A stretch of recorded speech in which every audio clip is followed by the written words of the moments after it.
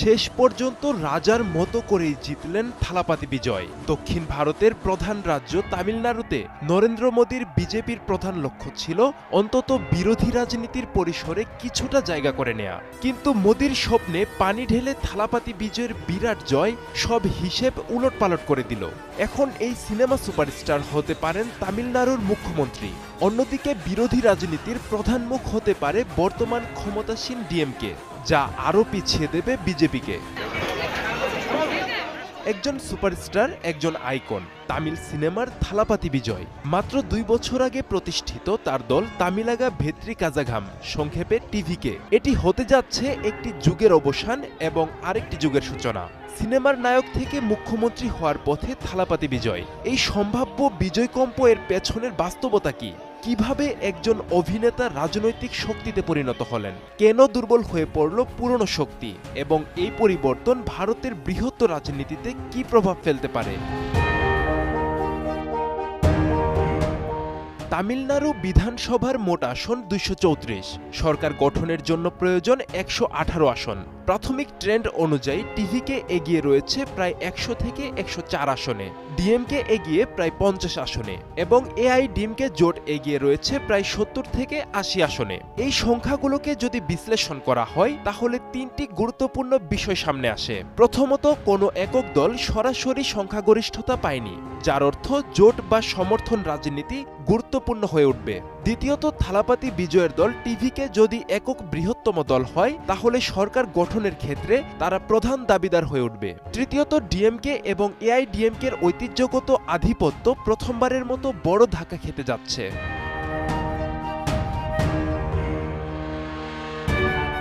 তামিলনাড়ুর রাজনীতির সবচেয়ে অনন্য বৈশিষ্ট্য সিনেমা এবং রাজনীতির গভীর সম্পর্ক।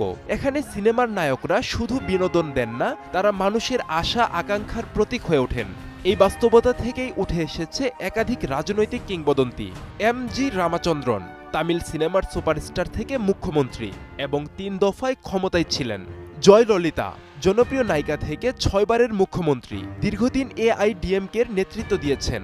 এম করুণানিধি যদিও অভিনেতা নন, কিন্তু চিত্রনাট্যকার হিসেবে সিনেমার সাথে যুক্ত ছিলেন এবং 5 বার মুখ্যমন্ত্রী হয়েছেন।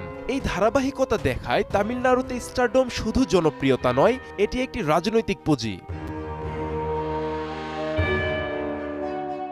বিজয় থালাপাতির উত্থান হঠাৎ নয়, এটি একটি পরিকল্পিত ধাপে ধাপে তৈরি হওয়া রাজনৈতিক যাত্রা। তার কেরিয়ার শুরু হয়েছিল একজন জনপ্রিয় অভিনেতা হিসেবে, কিন্তু সময়ের সাথে সাথে তার সিনেমাগুলোতে রাজনৈতিক বার্তা বাড়তে থাকে। তার চলচ্চিত্রগুলোতে দেখা যায় দুর্নীতির বিরুদ্ধে লড়াই, সাধারণ মানুষের পক্ষে অবস্থান, শিক্ষা ও সামাজিক ন্যায়ের দাবি। এই বার্তাগুলো ধীরে ধীরে তার ব্যক্তিগত ইমেজের অংশ হয়ে ওঠে। এর পাশাপাশি তার ফ্যান ক্লাবগুলোকে তিনি সংগঠিত করেন। এই ফ্যান ক্লাবগুলো রক্তদান কর্মসূচি, ত্রাণ কার্যক্রম ও সামাজিক উদ্যোগের মাধ্যমে জনগণের সাথে সরাসরি সংযোগ তৈরি করে। পরে এই নেটওয়ার্কের রূপ নেয় রাজনৈতিক সংগঠনে। ডিএমকে এবং এআইডিএমকের দীর্ঘদিনের আধিপত্য এক সময় শক্তি ছিল, কিন্তু এখন সেটি দুর্বলতার কারণ হয়ে দাঁড়িয়েছে।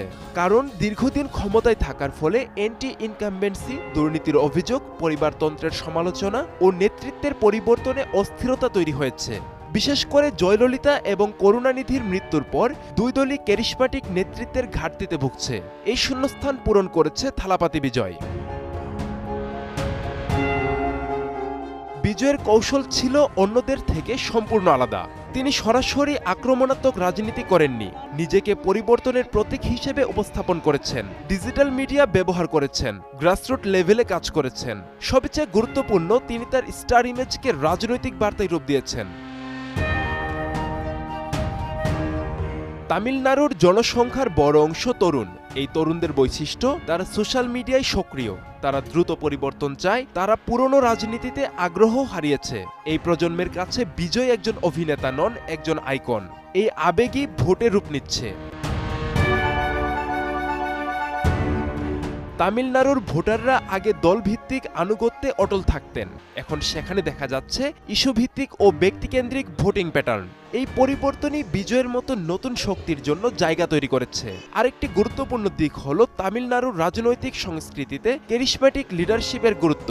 এমজিআর বা জয়ললিতার সময় যেটা দেখা গেছে সেটি হলো দলের চেয়ে নেতা বড় হয়ে ওঠেন। বর্তমান সময়ে ডিএমকে বা এআইডিএমকের নেতৃত্ব তুলনামূলকভাবে বেশি প্রাতিষ্ঠানিক এবং কম ক্যারিসম্যাটিক। ফলে ভোটারদের একটি অংশ এমন একজন নেতাকে খুঁজছিলেন যিনি আবেগ তৈরি করতে পারেন, যিনি মানুষের সঙ্গে সরাসরি সংযোগ তৈরি করতে পারেন। এই জায়গাটিতেই এগিয়ে গেছেন থালাপাতি বিজয়। তথ্য প্রযুক্তির বিস্তারও এই নির্বাচনে বড় ভূমিকা রাখছে। আগের নির্বাচনগুলোতে প্রচারণা মূলত মিটিং, মিছিল এবং টেলিভিশন নির্ভর ছিল, কিন্তু এখন social media, YouTube, short video platform এসব হয়ে উঠেছে প্রধান প্রচারণার মাধ্যম। বিজয় এই ডিজিটাল প্ল্যাটফর্মগুলো খুব দক্ষতার সঙ্গে ব্যবহার করেছেন। তার বার্তা দ্রুত ছড়িয়ে পড়েছে তরুণ ভোটারদের মধ্যে, যারা ঐতিহ্যগত রাজনৈতিক প্রচারণার বাইরে থাকে। আরেকটি বড় বিষয় হলো জোট রাজনীতির সম্ভাবনা। যদি কোনো দল এককভাবে সংখ্যাগরিষ্ঠতা না পায় তাহলে সরকার গঠনের জন্য জোট অপরিহার্য হয়ে উঠবে। এই ক্ষেত্রে বিজয়ের সামনে দুটি পথ থাকতে পারে। একদিকে তিনি নিজে জোট গঠন করে ক্ষমতায় আসতে পারেন, অন্যদিকে তিনি কিংমেকার হিসেবেও ভূমিকা রাখতে পারেন। এই সিদ্ধান্তই নির্ধারণ করবে তার রাজনৈতিক ভবিষ্যৎ কোন দিকে যাবে।